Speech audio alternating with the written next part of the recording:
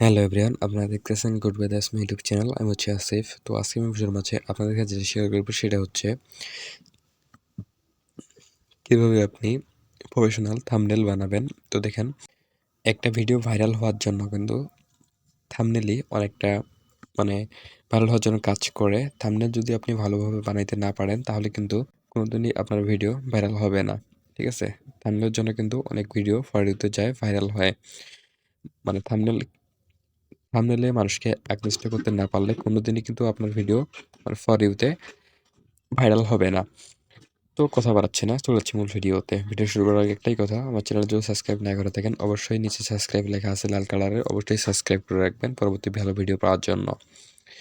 তো সরাসরি আপনি কী করবেন, প্রফেশনাল থাম্বনেল বানানোর জন্য গুগল যে প্লে স্টোর আছে, তো গুগল প্লে স্টোরটা ওপেন করবেন।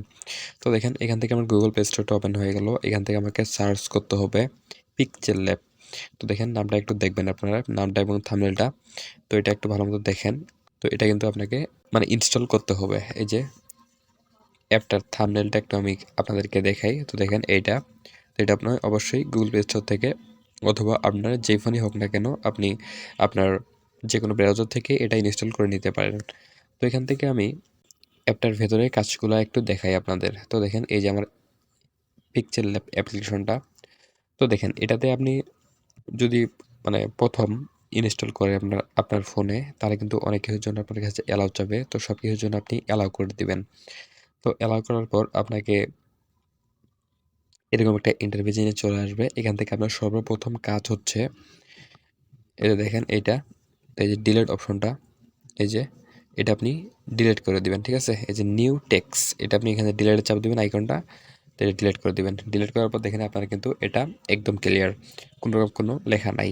এখান থেকে আপনাকে দ্বিতীয় নম্বর কাজ হচ্ছে, এই যে দেখেন, এই যে এই অপশনটা নিচে একটু খেয়াল করেন, এটাতে যাবেন। তো এটাতে চলে যাবেন, যাওয়ার পর দেখেন এই যে ইমেজ সাইজ। তো দেখেন এই যে অপশনটা ইমেজ সাইজ, তো ইমেজ সাইজে আপনাকে চাপ দিতে হবে। এই যে ইমেজ সাইজে চাপ দেওয়ার পর এখানে একটা কাস্টম নামে অপশন পেয়ে যাবেন, এই যে। তো এটাতে আপনাকে চাপ দিতে হবে। তো এটাতে চাপ দিবেন, চাপ দেওয়ার পর দেখেন ইউটিউব থাম্বনেল নামে একটা অপশন পেয়ে যাবেন, এই যে ইউটিউব থাম্বনেল। তো এই ইউটিউব থাম্বনেলে চাপ দিতে হবে আপনাকে। ইউটিউব থাম্বনেলে চাপ দেওয়ার পর এই যে 1280 বাই 720, এটা হওয়ার পর এখান থেকে ওকে করে দিবেন। ওকে হওয়ার পর দেখেন আমার কিন্তু এই যে পিকচারটা আমি তৈরি করব থাম্বনেলটা, এটা কিন্তু থাম্বনেলের মতো একটা সাইজ চলে আসছে। গাইস, ভিডিওটা একটু লম্বা হবে, তো অবশ্যই মনোযোগ সহকারে দেখবেন। ভিডিওটা লং হচ্ছে, শর্টকাটের কোনো বুদ্ধি নেই এই ভিডিওটাতে। একটু ভালো মনোযোগ সহকারে দেখবেন, তাহলে কিন্তু আপনি অবশ্যই আপনার থাম্বনেলটাকে অবশ্যই ইন্টারেস্টিং করতে পারবেন। তো আর কথা বাড়াচ্ছি না, এখান থেকে আপনার কাজ হচ্ছে একটা সুন্দর থাম্বনেলের ব্যাকগ্রাউন্ড নেওয়া। এখান থেকে আপনি চাইলে গুগল যে ব্রাউজারগুলো আছে, গুগল ক্রোম যে ব্রাউজারগুলো আছে, তো সেখান থেকেও আপনি ডাউনলোড করে নিতে পারেন। সেখানে গিয়ে সার্চ করবেন ইউটিউব থাম্বনেল ব্যাকগ্রাউন্ড। তো এটা লিখে সার্চ করবেন, করার পর কিন্তু অনেক রকমের থাম্বনেল ব্যাকগ্রাউন্ড আপনি পেয়ে যাবেন। তো সেখান থেকে আপনি ডাউনলোড করে নেবেন। তো সেদিকে আর যাচ্ছি না, এমনিতে ভিডিওটা লং হচ্ছে তার কারণে। তো এখান থেকে আপনি সরাসরি এখান থেকে যদি নিতে চান, তো এখানে যে কালার নামে একটা অপশন পেয়ে যাবেন। তো এখানে কালারে চাপ দিবেন। কালারে চাপ দেওয়ার পর কিন্তু এখান থেকে আপনি নানা রকম ব্যাকগ্রাউন্ড আছে, তো এখান থেকে আমি এইগুলা পাইতে পারেন। তো দেখেন, এই যে এক কালারের থাম্বনেল ব্যাকগ্রাউন্ড পেয়ে যাবেন আপনি, তো এগুলো দিতে পারেন। তো আমার দেখেন এটা কিন্তু ঠিক আছে, তো আমি এটাই দিয়ে দিচ্ছি। এটা দেওয়ার পরে যে সাইন অপশন, তো সাইনে চাপ দিব। তো দেখেন আমার কিন্তু থাম্বনেলটা যে ব্যাকগ্রাউন্ড, অনেক কিন্তু একটা ইন্টারেস্টিং ব্যাকগ্রাউন্ড চলে আসছে। তো এখান থেকে আমার কাজ হচ্ছে এখন টেক্সট লেখা। ঠিক আছে? তো আমি এখান থেকে টেক্সট লিখবো। টেক্সট লেখার জন্য এই যে প্লাস আইকন দেখেন উপরে, তো এই যে প্লাস আইকনে এখানে চাপ দিতে হবে। চাপ দেওয়ার পর দেখেন এই যে টেক্সট, তো টেক্সটে চাপ দেবো। চাপ দেওয়ার পরে যে নিউ টেক্সট দেখেন কর্নারে, তো এখানে ডাবল টাচ করবেন। ডাবল টাচ করার পর এখান থেকে আপনি এটা কেটে দিবেন। দেওয়ার পর আপনার যা ইচ্ছা এখানে আপনি বাংলা, ইংলিশ সব লিখতে পারবেন। ঠিক আছে? তো আমি শুধু আপনাদেরকে একটু দেখাচ্ছি, বেশি লং করতেছে না, একটু নিয়মগুলো দেখাচ্ছি কিভাবে কি করবেন। আপনি কিন্তু একটু ঘাটাঘাটি করবেন, অবশ্যই আপনি অনেক সুন্দরভাবে এটা তৈরি করতে পারবেন। তো এখান থেকে আমি দেখাবো ইউটিউব, এটা আমি লিখলাম সর্বপ্রথম, এটা লিখে এখানে ওকে করে দেবো। ওকে করার পর দেখেন এটা কিন্তু আমার হয়ে গেছে। হ্যাঁ, এখানে হওয়ার পর এই যে এটা আমি এখানে রেখে দিলাম, পরবর্তীতে এগুলো কাজগুলো আমি দেখাচ্ছি ভালো মতো। আগে আমি টেক্সটগুলো লিখে নেই। এই যে ইউটিউবে তারপর আমি আবার লিখবো। নিয়মগুলো গাছ একটু ভালো মতো দেখবেন, মানে ভালো করে খেয়াল করবেন, তাহলে কিন্তু আপনার কোনো রকম কোনো প্রবলেম হবে না এটা তৈরি করতে।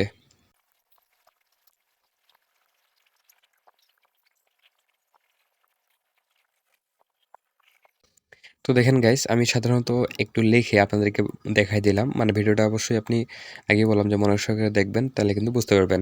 তো এখান থেকে দেখেন আমার কিন্তু লেখালেখি শেষ। এখান থেকে আমার কাজ হচ্ছে লেখাগুলোকে মডেলিং করা। তো মডেলিং করার আগে আমাকে সর্বপ্রথম একটা মানে থাম্বনেল নিয়ে দিতে হবে। যেহেতু আমি ইউটিউব বিষয়ে আর কি থাম্বনেলটা বানাচ্ছি, যে ইউটিউবে ভিডিও কীভাবে আপলোড করবেন, সেক্ষেত্রে আমার অবশ্যই ইউটিউব যে অ্যাপ্লিকেশনের লোগোটা আছে সেটা আপনাকে থাম্বনেলে দিতে হবে অবশ্যই। এবং ইউটিউবের আমি একটু কাজটা আপনাদেরকে দেখাই।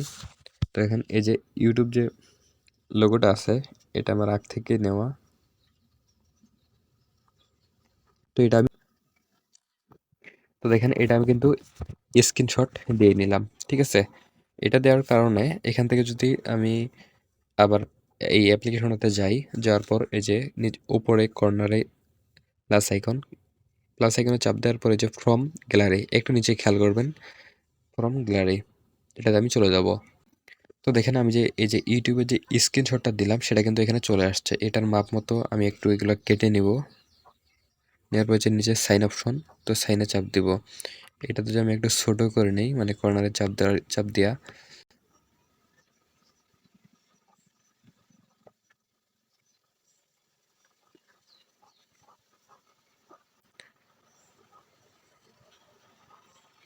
তো দেখেন আমার কিন্তু এখানে দেখছেন যে আমি ইউটিউবের লোগোটা স্ক্রিনশট দিলাম, সেটা কিন্তু অনেক ইন্টারেস্টিং হয়ে গেছে। এখান থেকে আপনি চাইলে এটাকেও অনেক সুন্দরভাবে করতে পারেন। তো এখান থেকে যদি আপনি এই যে এ অপশনটা এই যে নিচে দেখেন, দেন একটু দেখাই আপনাদেরকে, এই যে এটা চাপ দেন, চাপ দেওয়ার পর এটা একটু স্কেল করবেন, করার পর এই যে এইটা অপশনটা আমি আপনাদেরকে একটু ভালো মতোই দেখাই, তাহলে কিন্তু আপনারা বুঝতে পারবেন। তো এটা চাপ দিবেন, চাপ দেওয়ার পর দেখেন এটা চাপ দিবেন, তারপর এটা দিবেন, তারপর এটা একটু টেনে টেনে দিবেন। মানে যে কোনো কালার আপনি এখানে ইউজ করতে পারেন।